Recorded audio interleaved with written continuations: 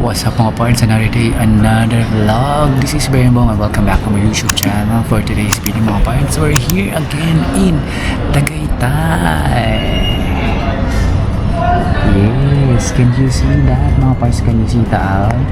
And yun nga mga parts, we're back here in Tagaytay City. Ang tagal na natin hindi nakapag-vlog and gusto kong isama kayo dito sa aking Tagaytay day tour, restaurant and cafe tour. So for today's video mga parts, nandito tayo sa Alta. It's a new place for restaurants and cafe here in Tagaytay, just in case naghahanap kayo ng pwede nyong kainan na overlooking, na medyo less crowded.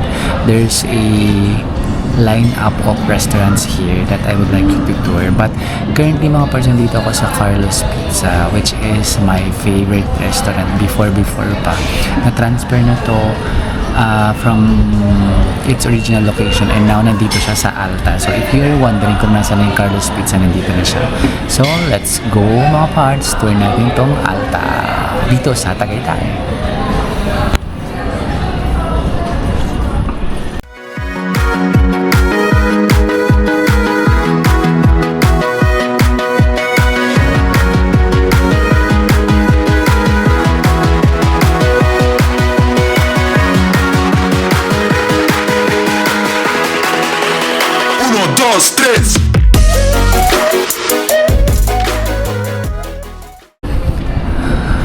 So ayun na nga mga parts, nandito na tayo sa Alta and nakaupo na tayo dito sa Carlos Pizza. Nakita ko lang to along the way kasi sabi ko ay parang nagkikrave ako sa pasta and pizza, and sakto nakita ko tong Carlos. And dati mga parts, nung nag-medre pa ako, favorite ko tong kainan kasi meron silang bundle meal na mura lang, and then ngayon, and then overlooking pa siya. So parang at some point nawala siya and bumalik na siya dito sa Tagaytay and dito siya sa Alta. And katabi niya tong Ramen Nagi and other restaurant. Itutur ko kayo mga parts. But for now, let's check out their menu dito sa Carlos Pizza. Tingnan nyo kung magkano, tingnan ko anong orderin ko kasi nga masarap yung pasta and pizza nila dito sa Carlos Pizza. Let's check it out. So, ito na mga parents, ang kanilang menu. Carlos Pizza, we're more than just pizza since 2024. Okay, so they have salad. So, parang medyo mataas na yung presyo nila. So, nag-range ng 395 to 435 yung kanilang salad. May soup din sila, which is around 250. They have a lot of appetizers over here. You can pause this video mga parts if you are keen on checking their prices. But yeah, 200 to 400. And of course, their specialty is the pizzas. And they have 10 inches regular, large 12 inches, and the family size, which is 15 inches. So I think yung range ng pizza nila is around 300 to 700. Depende sa size and depende sa flavor. And they also have pasta over here, which is some specialty daw nila is lasagna a la carte. 395 yung solo and share is 655. Also, yung kanila daw na spaghetti seafood pomodoro is one of their specialty. So check natin. And then meals, they also have steak at 1,800.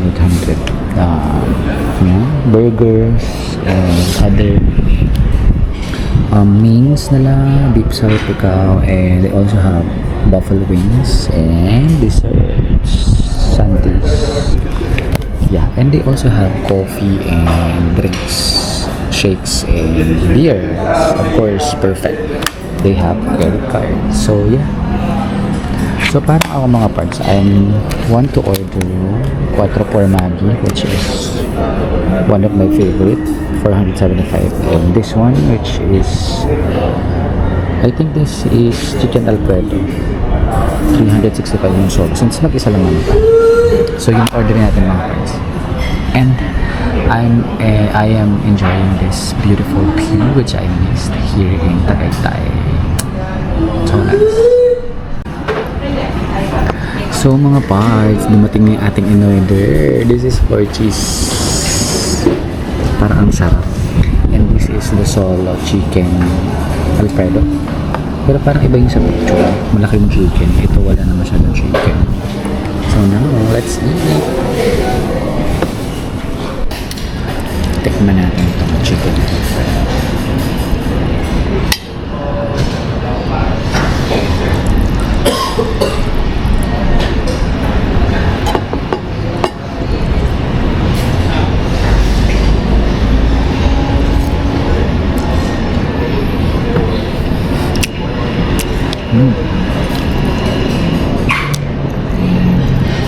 Masarap siya. Hindi overpowering yung cream. And the pasta is not too saggy and not too... Ano bang tawag nila doon pag pasta? Al dente.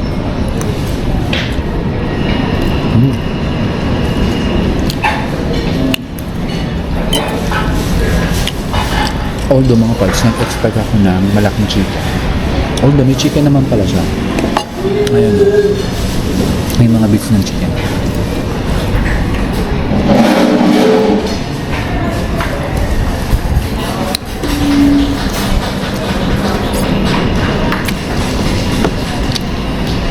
Ngayon naman, tikman natin yung pizza, which is my favorite.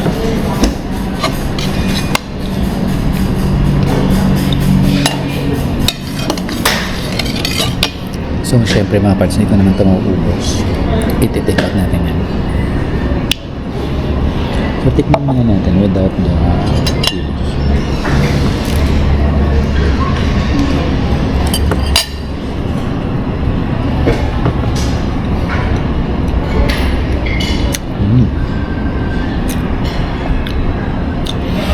Masarap siya mga parts, pero parang meron pang mas masarap.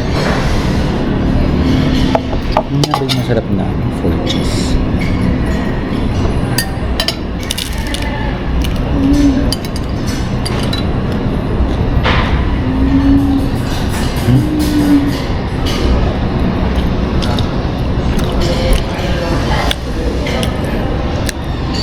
Sakto naman siya mga parts.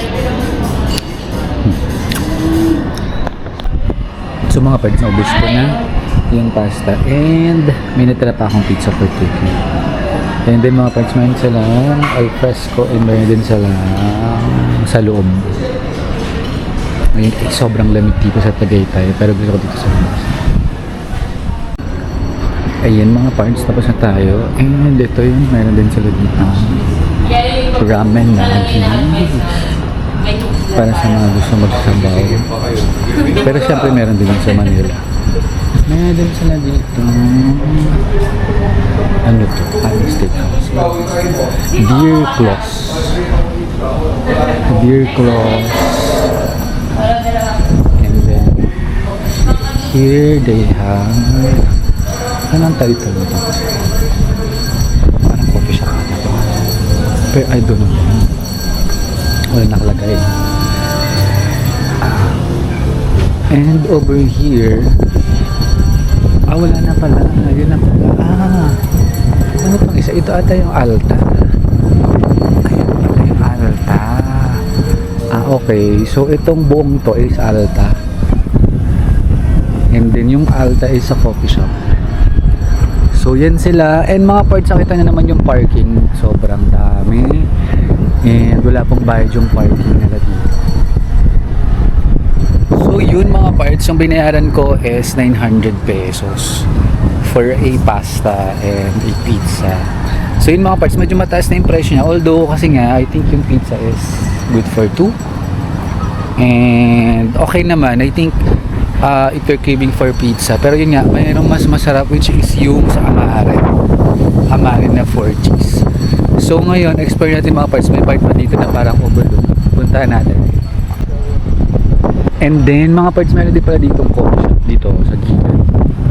Tom and Tom's Coffee. Yan. So, kompleto. Dalawa yung coffee shop, mayroong pizza house, ramen house, steak house. So, and ito, malaki yung parking nila. Very, very good. And hindi siya Jurassic. So, if you want to go here, Ay, dito din yung Gorios. Ayan na yung Gorios Restaurant. I think dito din yung daan. Ayan yung along Aguinaldo Highway. Pasok lang kayo dyan. And andito na siya. Ayan, mga parts. Parang ano kasi ata to. Di ba subdivision to? Ayan yung mga kainan eh. Tapos andito yung overlook. Parang may paikot dyan. Ito, dito yung Gorios Restaurant. Ano din pala dyan. And ito yung parking lot. Dito. Parang overlooking. Check natin. Tingnan natin mga parts. Although may harang, pero I think pwede naman yung tao. Kasi parking pa rin para to. Part ng parking. Ayun siya. And check natin dito, parang may parking pa dito na madami. Although sarado nga siya. Siguro pag weekends napupuno. Pero yan. Meron ditong rotonda. Tingnan natin mga parts kung anong itsura niya sa dulo. Mga parts na lang to. Bungad lang to dun sa Tagaytay, hindi pa siya yung dulo, so wasteable naman siya. And then after nyo ng rotonda ng Tagaytay, mga few blocks away, few minutes away, ayun, malapit na siya. And mga parts, bawal mag-picnic, no picnic. Ayan, ito yung view mga parts. Ganda. Although hindi lang talaga visible dito yung yung mismong Taal, pero may view din naman. Iba pa din yung nandun sa malapit sa ayan siya. So there you have it mga parts. Tapusin mo na ating isang quick vlog featuring itong Alta and featuring yung Carlos Pizza dito sa Tagaytay. If ever you are looking for a place, a quiet place to eat with a good amount of parking slot na libre and with partial view of Taal, I can recommend this one. Also, you have a lot of choices if you want to have coffee. They have Tom and Tom's, pizza and pasta. They have Carlos Pizza, where I ate. They also have Ramenagi, a steakhouse, and the Alda Coffee Shop. So check nyo din yun. Although hindi ko naman sila nakainan lahat, but at least you have an idea if ever family trip, barkada trip, or like me na solo trip lang, gusto lang mag-chill and unwind, you may check this out here in Tagaytay along Aguinaldo Highway. And mga parts, if you like my videos, I still have a lot of Tagaytay videos, where to eat in Tagaytay, where to stay, and so many travel vlogs. Please don't forget to subscribe to my YouTube channel. Please like, share, comment down below if you have additional questions, and please follow me in my social media accounts, Facebook, Instagram, and TikTok, also at Biyahero Bong. So yun mga parts, hanggang sa mga susunod kong YouTube videos, stay safe and healthy. Bye!